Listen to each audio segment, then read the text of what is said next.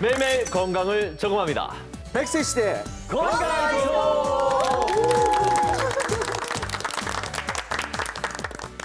자, 오늘 여러분들을요, 건강한 부자로 만들어드리는 시간, 여기는 장수은행입니다. 네, 어서 맞습니다. 오세요. 네.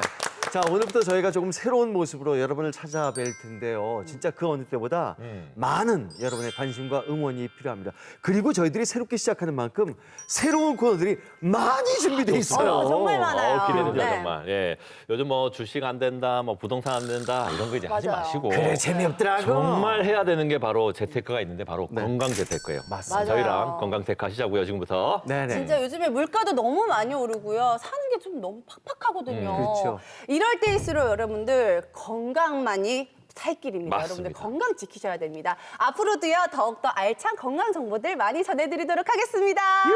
와우! Congratulations! Congratulations! 축하 축하! 우리 김 배우님, 유나 씨 건강하에서 공동 MC 된 거 다시 한번 Congratulations! Congratulations! 야, 정말 축하드립니다. 그나저나 저도 오랫동안 여기 자리 지키고 있는데 근데 전 언제 승진시켜주나요? 그거는 뭐 백장사 하는 거 봐서 시켜줘야죠. 아니, 지금까지 오랫동안 했을 텐데 네. 100살만 더 해. 장수 되면 시켜줄게요. 예스! 저는 이 자리에서 더욱 열심히 하겠습니다. 화이팅! 자, 오늘 또 새로운 분들이 저희 스튜디오 가득 메워주셨는데요. 네. 새 주치의쌤을 지금부터 소개해드립니다. 어서 오세요. 반갑습니다. 모두 반갑습니다. 자, 우선 우리 신호철 원장님부터 자기소개 부탁드리겠습니다. 예. 안녕하십니까. 처음 인사드리겠습니다. 처음이다 보니까 제가 지금 심장이 막 두근두근 하는데요. 그래요? 여러분 혹시 지금 시청자분들 지금 가만히 계신데 혹시 두근두근 거린다면은 이거는 좀 심장이 뭔가 문제가 있는 겁니다. 제가 여러분 100세까지 심장을 성심성의껏 치료해드리겠습니다. 순환기내과 전문의 신호철입니다. 반갑습니다.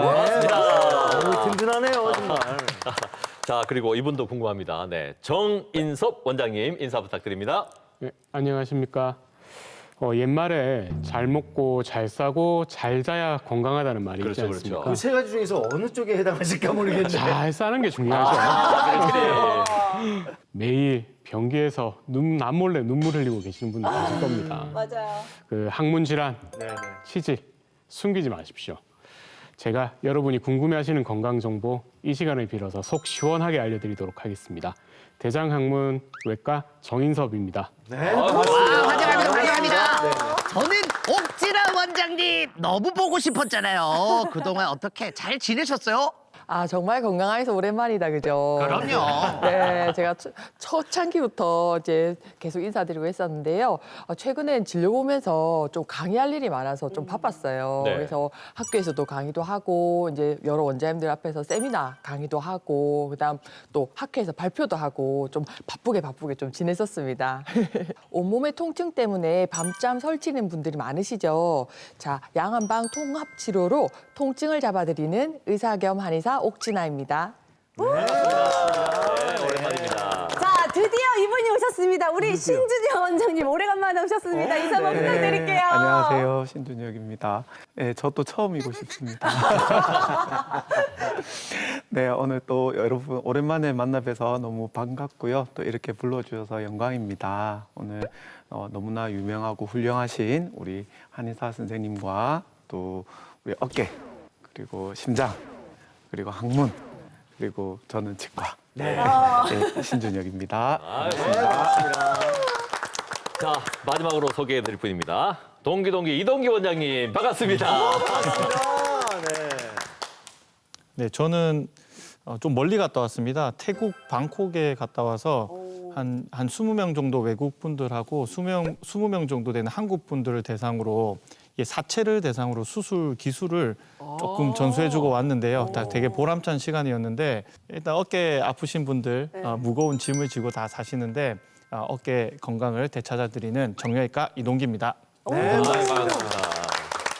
자, 어떻게 보시는 것만으로도 여러분께서 든든한 마음을 아마 가지실 것 같아요. 자, 그러면 건강 뉴스 쉽게 읽어주는 남자로 출발하겠습니다. 지금 만나보시죠. 안녕하십니까. 건강 뉴스 쉽게 읽어주는 남자 현승훈입니다. 오늘 첫 번째 뉴스의 키워드는 바로 뇌졸중입니다.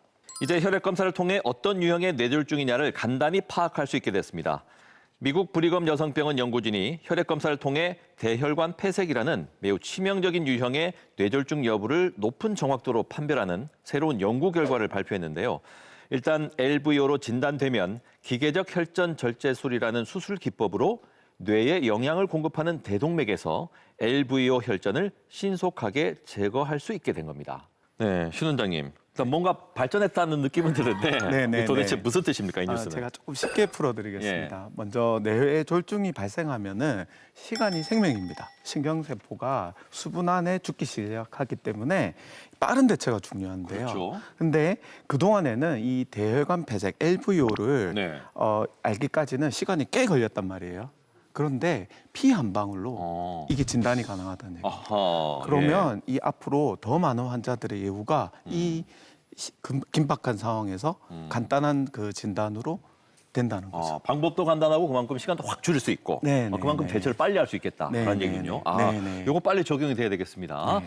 자, 두 번째 뉴스의 키워드는 야, 이거 근데 가짜 뉴스 아니야? 신기합니다. 치아 자라는 약입니다. 일본에서 세계 최초로 치아를 자라게 하는 약을 개발했습니다. 일본의 한 병원과 스타트업 업체가 선천적으로 연구치가 적은 선천성 무치증 환자를 위해서 치아를 자라나게 하는 약을 개발했다고 하는데요. 2030년 출시를 목표로 오는 9월 인체 안전성 확인을 위한 임상시험에 돌입한다고 밝혔습니다. 연구진은 치아 성장을 막는 단백질 USAG1이 작용하는 원리에 주목해서 이 기능을 억제하는 효과의 약을 개발했다고 합니다. 세상에나 세상에나 머리카락을 자라게 하는 것도 아니고 치아를 자라게 한다는 약인데 아니 그 치과를 운영하는 원장님으로서 네. 이 뉴스 어떻게 받아들이십니까? 되게 신기하죠. 오, 신기하다. 사실 이런 이제 줄기세포를 이용한다거나 유전자 치료를 통해서 치아가 자라게 하는 연구는 오래전부터 진행이 되고 있습니다. 그래서 실제로 이 연구는 선천성 무치증 환자, 우리가 정의를 치아가 선천적으로 6개 이상 없는 사람들을 이제 그렇게 얘기하는데 그 사람들은 실제로 식사도 어렵고 또 치아가 없으면 이 얼굴뼈의 성장이 또 저해가 됩니다. 네. 그래서 여러 가지 생활의 불편을 느끼게 되는데 선천적으로 이 사람들에게 치아 성장을 방해하는 그 단백질이 있어요. 네. 그 단백질의 활동을 억제해서 치아를 자라게 해준다는 그런 치료법입니다. 아주 획기적인 거고. 나중에 좀, 그러면 이 약이 효과가 좋으면 네네. 우리 임플란트 하잖아요. 이거 안 해도 되는 거 아닌가? 먼 미래에 뭐 그럴 수도 있겠죠. 근데 제가 최근에 네. 본 영화 중에 그 세계 최고의 그 전투기 조종사가 나오는 파일럿을 다룬 영화가 있어요. 있죠. 그 영화에 이제 최고의 그 파일럿이 네. 이제 추격을 하기 전에 사령관이 이렇게 얘기합니다. 음. 언젠가는 AI가 발전을 해서 당신 같은 최고의 파이터가 필요 없을지도 몰라. 오. 그때 이제 이 사람이 가죠. 저하고 나이도 비슷했습니다. 옆중에. not today. Not today. 그렇지. 오늘은 아니라는 거죠. 저는 열심히 그때가 올 때까지 열심히 임플란트를 심고 있겠습니다. 알겠습니다. 네, 지금까지 건강 뉴스 쉽게 읽어주는 남자의 현승훈. 그리고 신준혁이었습니다. 고맙습니다. 자, 그럼 계속해서 알아두면은 폼나는 건강 정보 시간입니다. 거북한 수다 시간이 이어질 텐데요. 저는 개인적으로 이 시간을 제일 좋아해요. 우리 주치의 쌤들의 이면을 볼 수 있는데 개인적인 개인사 얼마나 재미있게요. 자, 그럼 시청자 사연부터 출발하겠습니다.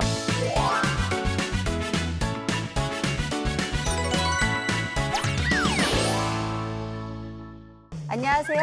저는 부산에 사는 40대 여성입니다. 달콤했던 신혼 시절이 엊그제만 같은데 어느덧 결혼 10년 차.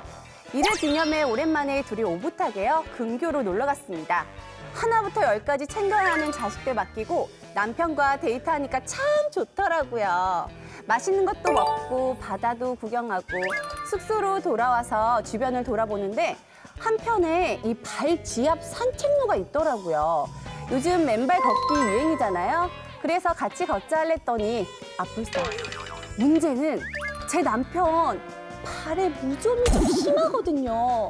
저희끼리면 모르겠는데 옆에 어르신들도 좀 계시고요. 그때 한 어르신이 어이, 부가 놀러 왔나 봐. 여기에 그 양말 벗고 들어와요. 근데 발가락 양말을 신었네. 그리고 이렇게 걸으면 혈액순환도 좋고 잘 돼서 건강에 아주 좋아요. 남편의 기죽은 모습을 보니까 남의 속도 모르고 자꾸 오라고 하시던 할아버지가 조금 원망스럽더라고요. 남편 보면 발도 잘 씻고요. 또 관리를 한다고 하는데 좀 채 낫질 않더라고요. 백장수 좀 도와주세요. 아유 더워, 아유 더워. 내일은 더위 때문에 힘든 분들 많이 계시죠? 특히 여름 불청객 무좀 때문에 혼자서 속 끓이는 분들도 많으실 거라 생각이 듭니다. 설마 우리 원장님들 중에 무좀 있으신 분은? 일단 제가 예전에 무좀 때문에 한참 고생한 적이 있습니다. 네, 레지던트 시절 때 이게 저희가 같이 생활하다 보면은 뭐 다 이제 공유해서 쓰기도 하고 뭐 잘 씻지도 않고요, 사실. 네, 그러다 보니까 어느새 제 발이 좀 이상하더라고요. 네, 뭔가 좀 안 좋았어요. 네, 뭐 발이 뭐 조금 이상하고 냄새도 나고. 네, 그래서 그렇게 해서 한 1년간을 고생을 했습니다. 네, 뭐 진균제도 발라보고 먹기도 먹어보고 해서 결국은 지금은 없습니다. 다행히. 아 다행이네요. 네, 다행히 지금은 없습니다. 네, 다들 좀 경험 있으시지 않을까 싶긴 한데요. 네. 제 발이 저희 할아버지 피셜 축복받은 무좀 잘 안 걸리는 발이거든요. 그래서 저도 인턴 시절에 같이 숙소에서 생활하면서 제 신발이 없어져서 다른 친구 신발 한번 신었다가 무좀에 걸려가지고 3일 동안 고생한 적이 있습니다. 우와, 그게 무좀 또 걸릴 수가 있네요, 그렇죠? 그렇다면 우리 옥진아 원장님은 혹시 여름에 걱정되는 게 있으실까요? 저는 걱정된다기보다는 요번에 이제 무좀이랑 이제 여름 하면서 그 생각나는 사람이 한 명 딱 있더라고요. 어떤 분이요? 제가 예전에, 그러니까 한 20년 전에, 그러니까 아주 어릴 때 소개팅을 한 적이 한 번 있습니다. 소개팅을 나갔는데 정말 멋진 분이었어요. 그래서 정말 외모적으로 마음에 든다라고 생각해서 딱 식사를 하러 갔는데 그때가 한참 여름이었거든요. 그래서 그분이 근데 먹는 내내 얼굴 전체로 땀이 막 흐르면서 겨드랑이에도 땀이 나고 또 제일 압권이었던 건 발가락 양말을 딱 신고 계신 거예요. 오 마이 갓! 그때는 어린 마음에 그 사람의 내면을 보지 못하고 겉을 보고 그날 하루 만나고 그다음 다시 보지 못했습니다. 충격적이게 그 발가락 양말을 보면서 이건 아니구나. 그렇게 그나저나 이 여름엔 샌들을 신어야 하는데 이 무좀 있는 분들 참 고민이 많으실 것 같아요. 이거 신어야 되나? 말아야 되나? 참 고민 많이 하실 것 같은데 무좀은 대체 왜 생기는 건지 그리고 여름에 특히 이승을 부리는 이유 장인석 원장님이 좀 알려주세요. 제일 흔하게 걸릴 수가 있는데요. 그 이유는 일단 무좀을 일으키는 곰팡이가 고온 다습한 환경을 가장 좋아합니다. 안타깝게도 우리나라 여름철 기후가 무좀 곰팡이균이 가장 좋아하는 그런 환경이거든요. 무좀 같은 경우에는 곰팡이균으로 감염된 피부 질환인데 특히 발에 감염된 진균증을 말합니다.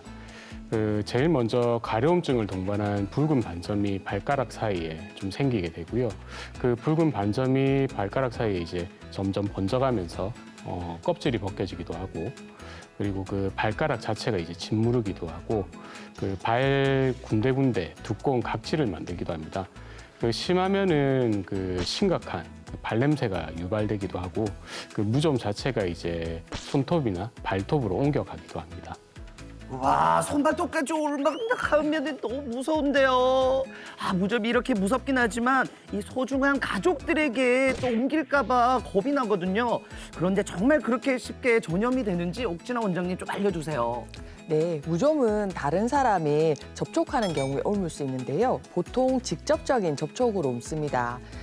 발에 무좀균이 있는데 손으로 발을 만지고 또 그 손으로 로션을 발라서 얼굴에 바른다거나 이렇게 하면 옮을 수가 있다는 거죠.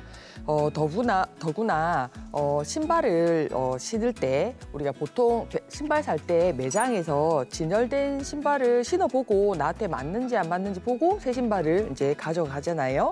새 신발의 경우에도 사이즈 확인차 신어봤다가 맞지 않으면 다시 보관되고 하니까 다른 사람이 신었던 신발을 신을 가능성이 큽니다. 이때 만약에 우리 앞 사람이 무좀이 걸렸던 사람이었다면 그 신발을 신었을 때 무좀에 옮을 수가 있습니다. 그리고 목욕탕, 사우나 등에서 함께 사용하는 발판, 그리고 수건에서도 무좀 환자의 각질이 남아있을 가능성이 있어서 옮을 수가 있습니다. 네, 사실 우리가 발만 무좀을 생각을 하시는데요. 아닙니다. 이게 무좀은 겨드랑이라든지 이제 귀에도 생길 수가 있습니다. 특히 겨드랑이 같은 경우에 우리가 여름철 더우면 이제 겨드랑이 땀이 많아지잖아요. 거기에 이제 곰팡이균이 막 과증식을 해가지고 얼룩한 반점이라든지 가려움을 막 유발할 수가 있고요.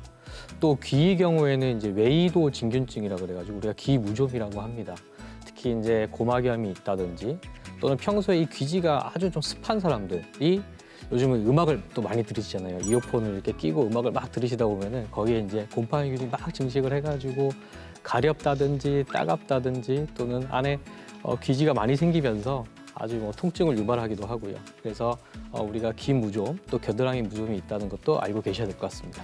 이야, 귀에 무좀이 생길 수 있다니 너무 무섭습니다. 그래도 발무좀이 가장 많을 것 같은데 이 치료가 잘 안 되는 고약한 질환이다 보니 이 지푸라기라도 잡는 심정으로 독한 식초에 발을 담근 또 사람이 있잖아요. 이게 진짜 효과가 있을까요? 네, 저도 1년간 고생할 때 식초에 발 담그기 직전까지 갔습니다. 네, 그런데 이런 민간요법 우리가 뭐 빙초산이라든지 식초라든지 아니면은 마늘 이런 거 활용하셔갖고 치료하려고 하시는 분들이 있는데요. 이거는 피부 질환이나 2차 감염에 손상을 또 줄 수가 있기 때문에 좋지가 않고요. 특히 고농도의 산을 활용하신다 그러면 화상을 입을 수 있으니 주의하셔야 됩니다. 우리가 무좀을 치료할 때 약국에 가셔서 무좀약을 바르는 것이 일반적인데 이렇게 하는 것도 좋지만 가장 안전한 것은 피부과에 가셔서 향진균제를 처방받으셔서 바르는 것이 더 좋습니다. 일단 피부과 친구 얘기 말로는 제일 좋은 건 그 항진균제 바르거나 먹는 게 일단 제일 효과적이라고 하고요. 그게 아니고 이제 약물 치료 말고 그 나름 효과적인 방법이 있을까 했을 때 일단 보통은 축축한 신발 때문에 잘 생기고 하기 때문에 신발을 햇빛에 말린다든지 아니면 뭐 수건이라든지 이런 부분도 좀 바짝 햇빛에 말리고 소독하는 게 제일 좋다고 얘기를 합니다. 야, 지금처럼 이 따스한 햇살에 신발을 말리는 것만으로도 좀 무좀을 고치는 효과가 있다는 거네요, 그죠? 아, 좋은 꿀팁인 것 같습니다. 면 소재의 양말을 사용한다든지 통풍이 잘 되는 신발 이런 걸 여러 켤레 자주 갈아 신는 게 더 좋고요. 그리고 신발은 신문지나 전용 제습제 그리고 그 요즘에는 전자기기 중에 뭐 이렇게 햇빛에 이렇게 나오는 그런 제품들이 있다고 하더라고요. 우리 유동기 원장님 아까 쓰신다고 하셨는데, 그죠? 그래서 이렇게 해서 중요한 거는 습기가 사라지도록 이제 잘 보관해야 되고 특히 타인하고 이 수건하고 양말 이런 것들을 이미 걸린 사람이라면 특히 공유해서는 안 된다. 그렇게 강조해드리고 싶습니다. 야, 이 무좀 환자분들은 잘 들으셨죠? 머릿속에 꼭 기억해 두셨다가 꼭 활용해 보시기 바라겠습니다. 올해만큼은 꼭 무좀과 헤어질 결심을 해보자고요. 무좀 내 이놈 썩 물러거라. 여러분 건강한 발로 올 여름도 신나게 질주해 보자고요. 여러분 거북한수다 다음 주에 또 만나요. 자, 오늘은 100세의 건강을 위한 오늘의 투자처 금이나의 100세송 만나겠습니다. 금이나 씨.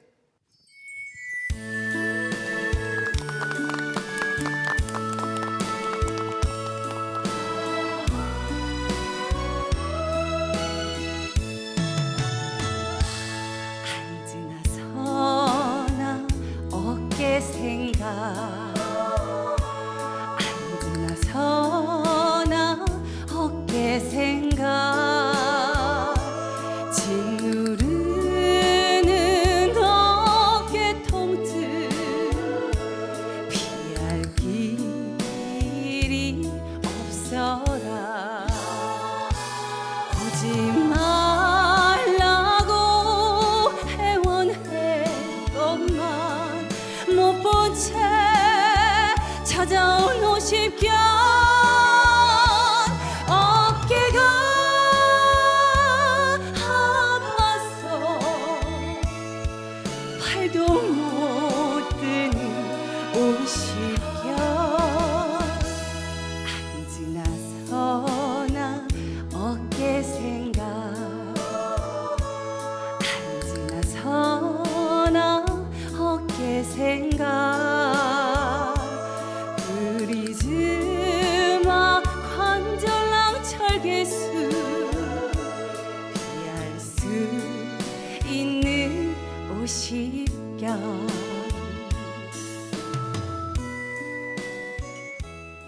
지자쳐 꽁꽁 얼어붙은 어깨 봄날을 50견 치료법. 자, 오늘의 주치 바로 만나보겠습니다.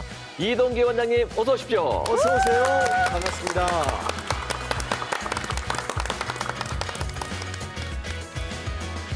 네, 제가 알아보니까요, 어깨 전문의시라고 하시는데 사실 유독 그 많은 부위 중에서 이 어깨의 매력을 느끼신 이유가 좀 있으실까요? 네, 제가 어깨를 좋아하는 이유 중에 하나는 제가 야구를 어릴 때부터 많이 좋아했거든요. 오. 네, 뭐 저는 부산 사람이라서 자이언츠 팬이기도 하고, 오. 네, 그리고 이제 아버지랑 같이 야구장 갔던 거, 그리고 대학에 와서는 동아리를 야구부를 해서요.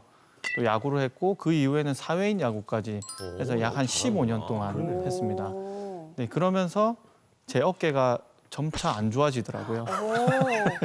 네, 그리고 다른 분들이 안 좋아지는 걸 보면서 아, 어깨를 하면 참 좋겠다. 그러면서 매력을 느낀 것 같습니다. 오. 아니 근데 뵙기에도 얼굴은 요만하고 어깨가 있다면서 어깨 깡패예요, 쌤. 너무 좋아 진짜.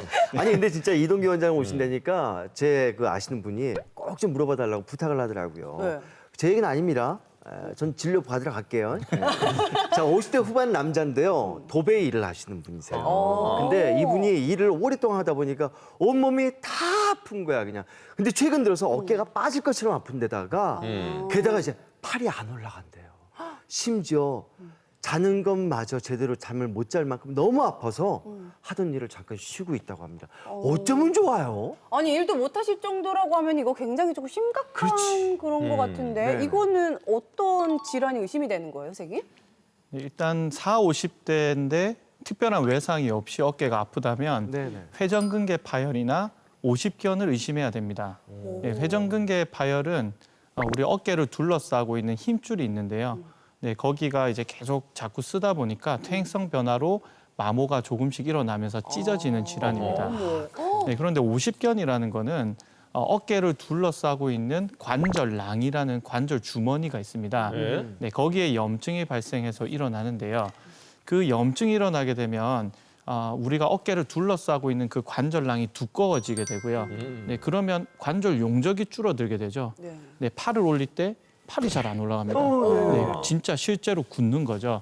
네, 그렇게 하는 질환이 50견 질환이라고 할 수가 있습니다. 예. 네, 우리가 이제 이런 50견 질환은 원인이 있는 경우들이 있는데 회전근개 파열이나 석회성 건염 같은 그런 질환들이 네, 관절 주머니에 염증을 일으키기도 합니다. 예.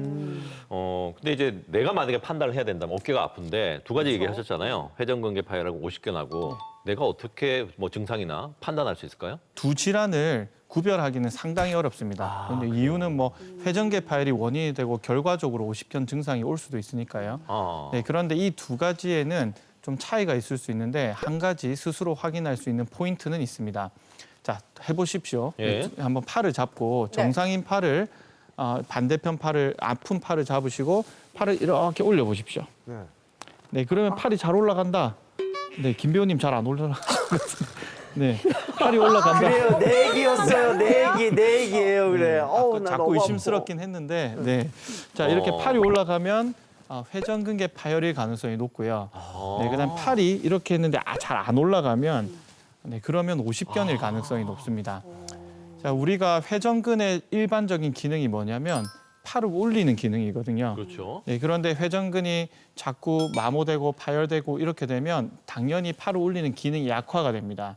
우리가 물건을 선반에 올린다든지 뭐 심지어 머리를 감는다든지 맞아. 네, 뭐 이런 일들이 좀 점차 어려워지게 되는데요. 네, 그럼에도 불구하고 굳은 건 아니기 때문에 다른 사람이 팔을 잡아서 올려주면 팔이 잘 올라갑니다. 예. 네, 그리고 50견 질환은 굳은 거기 때문에 뭐 다른 사람이 올려줘도 안 올라가고 내가 스스로 올려도 안 올라가게 되는 네, 차이점이 있을 수 있습니다. 저 여기서 안 올라가는데요? 그거는 네가 하도 뻣뻣해서 아니, 그래요. 여기 안 올라가. 이게 구부려야 되는 거예요? 아니요, 팔을 펴서 올라가셔야 선생님이라고요? 네. 요 끝나고 내일 예약 자리가 비어 있으니까. 새로운 연예인병이 나왔나 봐요. 깜짝 놀랐어요. 나도 저런 거 처음 봐요. 아니 근데 진짜 이동기 원장님이 내 손을 잡고 이렇게 좀 올려줬으면 좋겠다는 생각이 막 듭니다. 아니 근데 여러 가지 어깨 질환들이 있을 텐데요. 그중에 가장 많은 질환은 어떤 거라고 볼 수 있을까요? 네, 일단 어깨 질환 중에 대표적인 질환이 회전근개 파열, 석회성 건염, 오십견 이렇게 있는데요. 네. 석회성 건염은 많이 들어보지 않으셨을 테니까 우리가 아까 설명했던 그 어깨를 둘러싸고 있는 힘줄에 석회가 침착을 해서 염증을 일으키는 질환입니다. 자, 그러면 또 다시 생각을 해보면 네네. 이 세 가지 질환 중에 어떤 게 제일 많다고 생각을 하세요? 저요? 네. 저는 네, 느낌적으로라도. 전 3번 할게요. 3번. 난 늘 3번을 네. 찍었거든. 저는 2번 하겠습니다. 네. 그럼 전 1번이요. 뭐야? 1번, 2번, 3번을 알려주지도 않았는데 네, 그거를 설명하시니까 네, 정답은 오십견입니다. 아, 50견. 네, 오십견은 50대에 많이 온다고 그래서 네. 네, 우리가 그렇잖아요. 오십견이라고 네. 명명이 네. 많이 되죠. 네, 근데 실제는 우리가 어깨를 둘러싸고 있는 관절낭, 관절 주머니에 염증이 일어나서 유착이 된다고 해서 유착성 관절낭염. 네, 그리고 어깨가 얼음처럼 굳었다 그래서 동결견이라고 표현을 합니다. 사실 저에게도 뭐 허리, 무릎, 팔꿈치 같은 통증 때문에 오시는 분들이 많은데요. 요즘은 정말 어깨 환자가 많이 늘은 것 같아요. 그래서 사실 50견이 아니라 30견이라고도 하잖아요. 네. 맞습니다. 요즘에는 오십견이란 말을 쓰기가 민망할 정도로 네, 좀 나이가 젊으신 분들이 오시는 경우가 많은데요. 그래요? 네, 제가 실제로 오늘 그저께 진료를 본 사람들을 좀 체크를 해봤는데 네. 오십견 환자 7명 중에 3명이 30대, 40대입니다. 네, 이렇게 나이가 점점 어려지게 된 계기는 예. 우리가 야구라든지 뭐 배드민턴, 수영, 스포츠 활동이 점차 많아지고 네, 그러면서 다칠 수 있는 빈도도 늘어나게 되고요. 그리고 퇴행성 변화들이 좀 더 일찍 찾아오면서 어깨가 점차 이제 문제가 생기기 시작을 한 거죠. 네, 우리가 사실 관절 주머니에 염증만 생기면 언제든지 어깨가 굳을 수 있기 때문에 연령이 사실 중요하지가 않습니다. 네, 이유만 있으면 어깨가 굳을 수 있습니다. 증상별로 어떻게 그 진행 과정 단계? 이건 어떻게 되는지도 궁금해요. 나한테 물어봐. 나 무지하게 아파 진짜. 여기서 들어야지.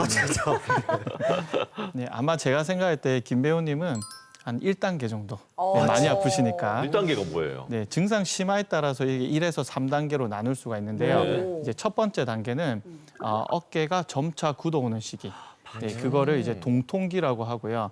통증이 상당히 심합니다. 맞아. 네, 밤에 잠을 못 주무실 수도 있고요. 예. 네, 뭐 이렇게 움직이다가 너무 아파서 네, 뭐 자지러지는 경우도 있고요. 아니 우리 옆집으로 이사 왔나 봐. 어떻게 다 알아 그냥. 네, 이게 이제 이런 과정은 한 3개월에서 6개월 정도 예. 일어날 수가 있습니다. 네, 2단계는 동결기라고 해서요. 동결기는 어깨가 굳은 형태, 그냥 상태를 얘기를 합니다. 네, 그래서 어깨가 이렇게 완전히 뒤로도 잘 안 되고 위로도 안 되고 굳어버린 거예요? 네, 굳어버린 거죠. 근데 실제로 통증은 좀 줄어들게 됩니다. 왜냐하면 못 쓰니까 염증 반응은 서서히 줄어들게 되고요. 네, 통증은 작지만 어깨가 굳어 있는 상태. 그다음 세 번째는 해동기라고 할 수 있는데요. 네. 해동기는 점차 어깨가 좀 가동 범위가 넓어지고요. 증상도 점점 좋아지면서 한 1, 2년 정도 사이에 네, 점차 회복을 하는 단계라고 생각할 수가 있습니다.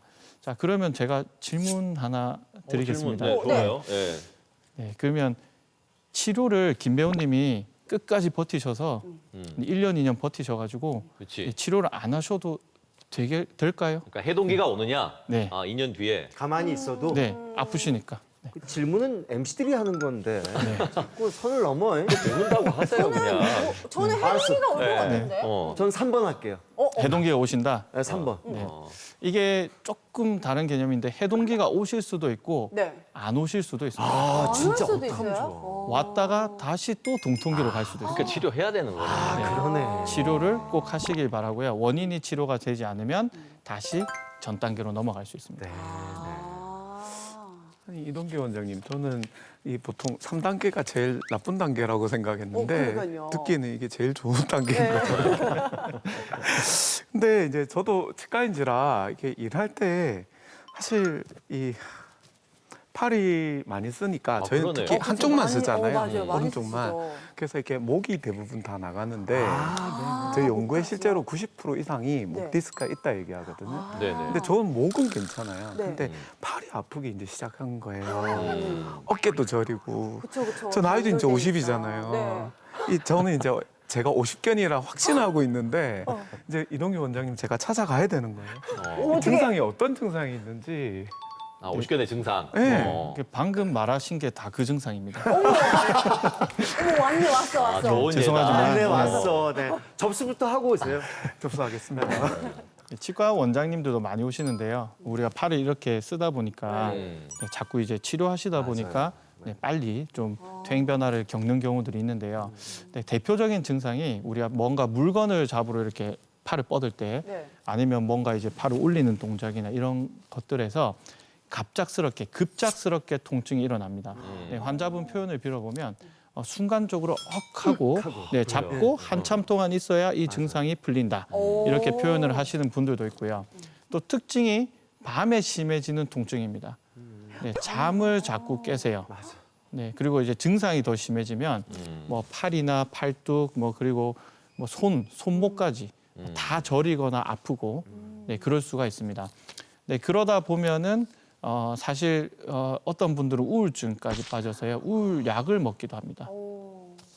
이렇게 이제 환자분들을 이렇게 많이 괴롭히는데 실제로 진료를 보다 보면은 제가 조금이라도 공감을 해드리면 그 자리에서 눈물을 뚝뚝 흘리시는 분들도 있습니다. 내가 그래. 울고 싶어요. 정말. 우리가 아파서 병원을 갔어요. 그리고 병원에 가서 우리가 수술을 했어요. 그런 다음에 우리가 제일 바라게 되는 게 뭘까요, 금민아 씨? 아무래도 퇴원 아닐까요? 그렇지. 그죠? 퇴원이죠. 맞죠. 자, 건강이 빨리 회복해서 퇴원하는 거를 이 환자들은 가장 바라는 바일 텐데요. 행복한 퇴원 현장을 저희들이 동행을 해봤습니다. 새 코너입니다. 퇴원합니다. 지금 만나시죠. 네, 오늘 제가 퇴원하는 환자분 만나뵈러 이곳 병동을 찾았습니다. 문수영 환자분이라고 하는데 그동안 양쪽 어깨가 많이 불편하셔서 큰 어려움을 겪으셨다고 합니다. 제가 오늘 기쁜 마음으로 퇴원하는 거 축하해드리러 왔는데 한번 들어가 볼게요. 안녕하세요. 안녕하세요. 네, 지금 뭐 하고 계셨어요? 이제 집에 가려고 짐 정리하고 있었습니다. 아, 퇴원 준비하고 계시는군요. 너무 축하드립니다. 감사합니다. 네, 그동안 고생 참 많이 하셨을 것 같은데 집으로 돌아가시기 전에 이제 간단하게 소감 같은 것도 들어보고 이야기 한번 나눠보는 시간 가져볼게요. 어깨 통증이 갑자기 심해지셨다고 제가 들었어요. 그럼 일상생활 하시면서 가장 불편한 점이 있으셨다면 어떤 게 좀 그러셨어요? 주부니까 일상생활에서 뭐 청소도 해야 되고 뭐 이것저것 할 게 많으니까 거기서도 제약이 많았지만 제가 취미 부자다 보니 뭐 만들고 그리고 화초 키우고 하는 걸 좋아하는데 거기서 이제 제약이 생기더라고. 팔을 들지도 못하고 뭐 이러니까 힘을 주지도 못하고 하니까. 사실 이게 수술이 보통 일이 또 아니다 보니까 수술을 해야겠다라고 결정하기까지 굉장히 좀 힘이 드셨을 것 같은데 무섭거나 그러지는 않으셨어요? 좀 정신적으로 힘들 것 같더라고요. 그래서 이동기 원장 선생님한테 진료 시간에 여쭤봤더니 확신은 괜찮습니다. 나아질 겁니다 하시더라고요. 자신감이. 예. 아, 네, 축하드립니다. 네, 이렇게 원장님도 계시니까 당시 상황 한번 안 들어볼 수 없겠죠? 어깨가 이제 관절낭이 이제 구축이 돼 있고, 그다음에 회전근 파열이 좀 있으셨죠. 네, 그게 원인이었고 이제 결과적으로 이제 굳어 있는 걸 풀려고 수술을 권유해드렸습니다. 그러면 이런 경우에는 좀 어떤 치료를 받아야지 도움이 될까요? 일단은 관절 내시경을 통해서 이제 구축이 되어 있는 관절낭을 좀 이제 뜯어내는 거죠. 그다음에 이유가 됐던 견갑하근 파열, 그거를 이제 봉합을 하는 거죠. 이동기 원장님께서 직접 수술을 진행을 해주셨는데 그러면 수술 후 지금 현재 경과는 어떤 편인가요? 네, 아픈 표정이셨는데 지금은 표정 좋으시고 그만큼 통증이 조금 이제 좋아지시니까 주무시는 거 이런 게 좀 편해졌을 거고, 지금 이 보조기를 한 3주간 착용한 다음에 풀고 나서 이제 운동을 하실 겁니다. 그럼 이제 예전처럼 돌아오는 이제 기간이 있겠죠. 한 6개월 정도면 좋아지실 가능성이 많습니다. 저희가 이렇게 퇴원하시는 좋은 날이니까 선물을 하나 준비를 해왔거든요. 바로 이 예쁜 꽃다발 저희가 축하하는 마음 담아서 이렇게 준비했습니다. 네, 이제 퇴원하시고 나는 이게 제일 하고 싶었다 하시는 거 있으신가요? 네, 제일 열심히 해서 이제 더 오래 잘 써보도록 하겠습니다. 네, 오늘 퇴원 정말 너무너무 다시 한번 축하드리고요. 앞으로는 이제 아프지 마시고 통증 없는 어깨로 이렇게 훨훨 날아가시기 바랍니다. 감사합니다. 네, 정말 축하드립니다. 네, 지금까지 퇴원합니다의 오희주였습니다. 네, 선생님, 오십견 치료는 어떻게 하는 거예요? 네, 치료에 앞서서 가장 중요한 거는 원인에 대한 평가입니다. 우리가 의사분들이 하시는 신체 검진, 그다음에 엑스레이, 그리고 정밀 진단으로 들어가는 초음파나 MRI를 찍어서 원인을 찾았다면 그 원인에 맞는 치료를 하시는 거, 그리고 어깨가 지금 굳어 있는 오십견 치료를 또 하셔야 됩니다. 어깨를 풀어야죠. 네, 그리고 이제 회전계 파열이나 석회성 건염 같이 이런 질환들이 있다면 그거에 대한 치료. 뭐 예를 들면 체외 충격파라든지 뭐 콜라겐 주사, 뭐 DNA 주사 이런 원인에 대한 치료를 하고요. 그다음에 어깨를 풀어야 되는 오십견 치료를 하려면 스테로이드 주사나 네, 아니면 개인적인 스트레칭, 도수 치료 이런 것들을 해볼 수가 있습니다. 네. 이제 그렇게 해서 나으면 다행인데 그렇게 해도 이제 호전이 안 되면 앞서 왜 기억에 남는 환자 얘기하면서 뭐 브리즈망 뭐 시술, 그거 뭐예요? 뭐 그 다음 단계인가요? 네, 다음 단계일 수도 있고 또 한 번에 또 해볼 수도 있는데 네네. 네, 브리즈망 시술이라고 합니다. 이 브리즈망 시술은 어깨를 마취를 하거나 이게 국소 마취만 하는 거죠. 그리고 부분 마취하시거나 아니면 수면 마취를 해서 어깨 근육의 힘을 완전히 빼놓고요. 이 관절낭만 움직일 수 있게 해놓고 시술자가 환자분의 팔을 잡아서 네, 살살살 달래가면서 네, 어깨 유착을 풀어드리는 방법이라고 할 수 있습니다. 신기하다. 실제로 환자분하고 네, 저하고 이렇게 시술을 할 때 네. 이야기를 나누면서 할 수도 있습니다. 많이 안 아파요? 네, 거의 하나도 안 아프다고 보시면 됩니다. 네, 근데 소리는 좀 공포스러울 수 있는데 네, 이렇게 드드득하고 소리가 들려요? 네, 유착이 풀리는 소리가 네, 들릴 수가 있습니다. 네, 이런 브리즈망 시술과 우리가 서서히 운동요법으로 푸는 방법의 차이는 브리즈망은 한 번에 다 이제 관절낭을 유리를 해서 완전히 다 찢어내서 완전히 풀어놓는 개념이고요. 네. 네, 풀어놓고 그걸 유지하는 방법이라고 하면 운동요법은 조금씩 뜯어나가는 방법이라고 생각하시면 되겠습니다. 야, 이런 좋은 게 있네. 이름이 그러지 마. 그러지 마. 정말 그러지 마세요. 미안합니다. 예. 그러지 마. 우리 FD 잠깐 무지하게 좋아하는데. 자, 이거 이렇게 해서 나으면 다행인데 이게 그마저도 별 소용이 없어요. 그러면 진짜 그러지 마. 수술해야 돼요? 네, 그렇습니다. 마지막 단계는 수술 단계인데요. 우리가 2, 3개월 정도 열심히 보존적 치료를 했는데도 안 되거나 네, 아픈 게 이제 재발을 자꾸 한다든지 네, 아니면 이제 너무 아파서 일상생활이 불가하다든지 네, 그럴 때는 수술적 치료를 할 수가 있습니다. 관절 내시경으로 구멍을 뚫어서 한번 보고요. 네, 이제 관절낭 아까 유리술을 한다고 했는데 그 관절낭이 두꺼워진 거를 절개를 다 합니다. 360도로 돌려서. 네, 그러면 공간이 넓어지기 때문에 팔을 움직이는 게 훨씬 수월해지겠죠. 네, 이것의 또 장점은 우리가 원인에 대한 치료도 할 수 있다는 겁니다. 회전근개 파열이 있으면 봉합할 수도 있고요. 석회성 건염이 있으면 석회를 제거할 수도 있습니다. 네, 이게 심혈관 환자들은 이거 방치하면은 정말 저희 환자들 위험하거든요. 근데 이 오십견은 뭐 저절로 좋아지기도 한다던데 어떻습니까, 원장님? 네, 아까 전에도 잠깐 얘기했지만 오십견은 1, 2년 정도 있다가 해동기가 와서 네, 조금씩 좋아져서 완전히 회복되는 게 정상적인 반응이지만 한 50% 정도에서는 어깨 관절 가동 범위가 굳어 있는 상태가 계속 유지되는 후유증이 남을 수가 있습니다. 자, 그리고 원인이 해결되지가 않으면 네, 결국은 다시 동통기로 네, 가서 또 이제 해동기를 기다려야 되는 또 이 연수가 자꾸 늘어나게 되는 것이죠.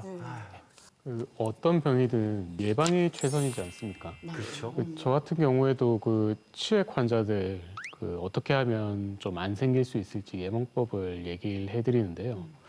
그 오십견 같은 경우에 예방할 수 있는 생활 습관이 있을까요? 네, 일단 우리가 어깨를 많이 쓰는 동작을 하기 전에 그러면 직업적으로 많이 해야 되는 분들이나 우리가 뭐 배드민턴이나 수영 같은 걸 할 때 그 전에 스트레칭 열심히 하셔야죠. 네, 그래야지 좀 보존을 할 수가 있고요. 네. 그리고 다 하고 나서 네. 네, 우리가 뜨거운 찜질이라든지 아니면 뭐 뜨거운 욕탕에 들어가셔서 네네네. 좀 우리 말대로 좀 몸을 아, 지진다든지 또 이렇게 근육도 네. 풀어주고. 네, 그렇게 해서 근육을 풀어놓는 게 예방하는 지름길이라고 할 수 있습니다. 네. 진짜 그 네. 필요하더라. 맞아. 아 진짜 오늘 말씀 너무너무 감사합니다. 네. 근데 자 끝으로 우리 시청자분들에게 뭐 당부의 말씀 있다면 한마디 좀 부탁드리겠습니다. 네, 오십견은 진료실에서 가장 많이 마주치는 질환이기도 하고 가장 환자분이 힘들게 하는 질환이기도 하고요. 네, 가장 끈질긴 질환이기도 합니다. 네, 밤새 통증으로 잠을 못 이루시는 분도 있고요. 삶이 엉망진창이 되는 분들도 있습니다. 네, 진료실에서 눈물을 뚝뚝 흘리시면서 나 힘듭니다, 힘듭니다 하는 질환이 오십견 질환이라고 할 수 있습니다. 이런 오십견 질환을 너무 오십견 너무 흔하게 쓰다 보니까 우리가 너무 쉽게 생각해서 병원에 오시는 것을 점차 이제 미루시는 네, 경우가 많은 걸로 압니다. 네, 지금 이 방송을 보시고 네, 만약에 내가 오십견이 의심이 된다고 하시면 가까운 병원에 가셔서 제대로 된 진단 그리고 그거에 맞춘 제대로 된 치료를 하시기를 당부 부탁드립니다. 감사합니다. 자 지금까지 우리 어깨 건강에 날개를 달아주신 어깨 깡패 이동규 원장님 수고하셨습니다. 수고하셨습니다. 네.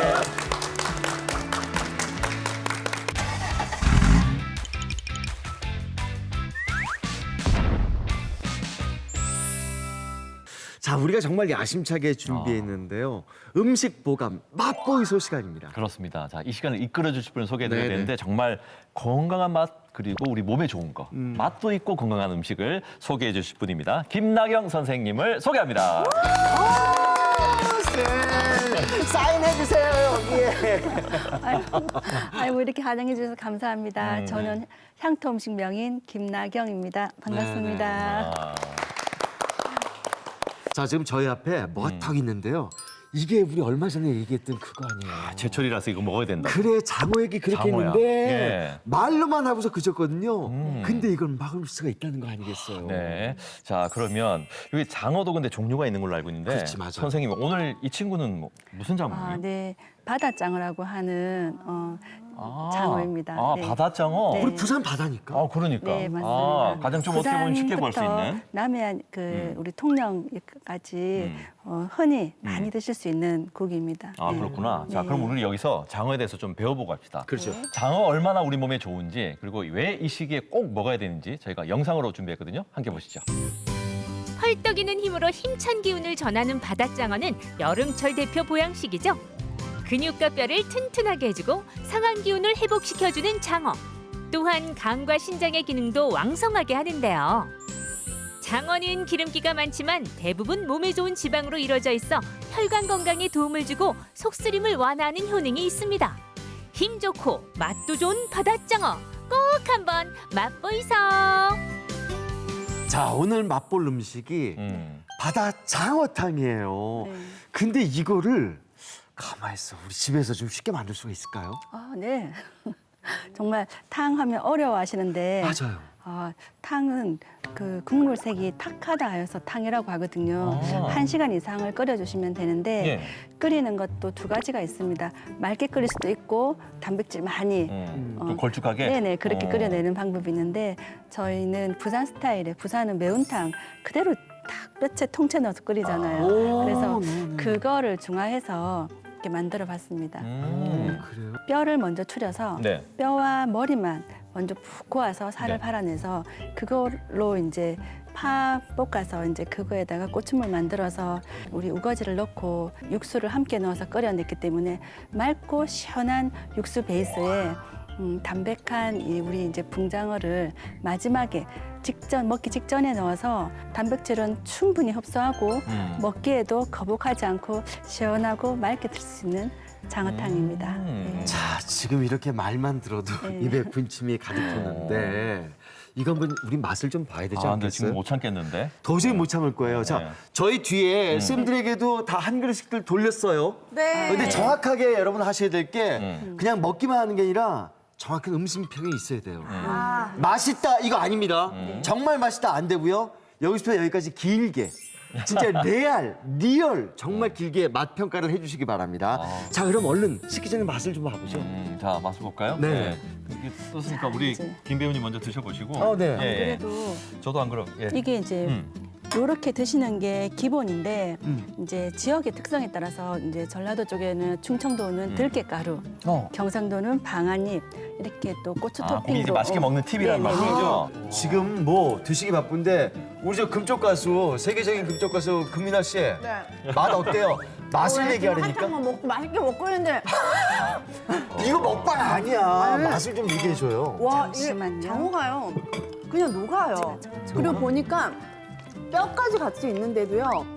이게 너무 억시지 않고 그냥 같이 먹으면서 그리고 맛이 뭔가 굉장히 건강에 좋은 맛인데 맛있어요. 고소하고 담백하면서 이게 뭐가 들어간 거죠? 이게 또 깻잎을 얹어 주셔서 그런지요.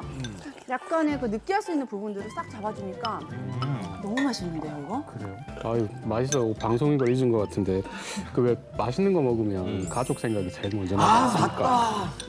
진짜 맛있는 거예요. 거의 맛있는 거 먹으니까 네. 저희 아버지 어머니부터 시작해서 예. 할아버지 할머니 저희 와이프 아기까지 다 기억이 납니다. 야, 이거 남은 거 저쪽으로 네. 가야 되겠는데. 아니 국물 맛이 어떻게 하니까 이런 국물 맛이 나는 거예요? 장어는 바다장어는 이렇게 점이 똑똑똑똑똑 있으면 바다장어예요. 네네. 까맣다 그러면 민물장어이고요. 네. 자, 요렇게 배를 갈랐을 때 요거 뼈만 있죠. 뼈 이렇게 있죠. 사용합니다. 뼈예요? 예. 요 뼈랑 머리만 넣어서 육수를 우려냅니다. 육수를 만들 네, 때는 네. 뼈와 머리를 넣고 네, 그리고 살코기는 마지막 단계 아무래도 하면 되죠. 잔잔한 가시가 있기 때문에 요렇게 칼집을 넣으셔가지고 우리가 먹을 만큼의 크기로 잘라서 처음에부터 넣으시면 그러니까 안 마지막 되고요. 단계에 처음부터 넣어야 넣으면 된다고 뽀얘지니까 그렇게 해서 요것만 먼저 육수해서 아까 야채만 펄펄 끓이다가 마지막에 드시기 전에 30분 전에 이건 요령이다. 끓여내면 굉장히 식감도 살아있으면서 맛있는 국물을 드시면서 영양 섭취도 충분한 그런 뭘 먹어야 될지 자 이거 좀 애매하다 하실 텐데요. 이 시간 함께 하시면서 딱 정하셨죠. 딴 거 말고 음식 보감, 맛보이소 이 시간 함께 하시면 됩니다. 오늘은 바다 장어탕으로 함께 했습니다. 진짜 너무너무 감사합니다, 쌤. 네, 다음부터 더 맛있고 영양가 있는 거 준비해 오겠습니다. 네, 잘 고맙습니다. 먹습니다. 감사합니다.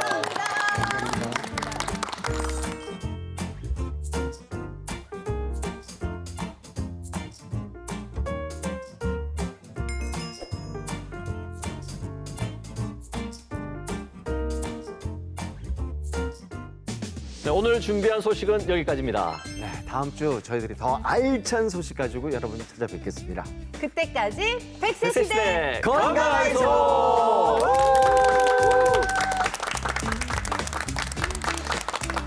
프로그램에 참여하신 분들께는 근육이 미래다 크로노스 짐에서 선글라스를, 자연주의 키라니아에서 천연 성분 염색제와 기능성 샴푸를, 메디오로에서 여성들을 위한 퍼퓸 미스트를, 동화 속 힐링 카페 송종 올드머그에서 상품권을 드립니다.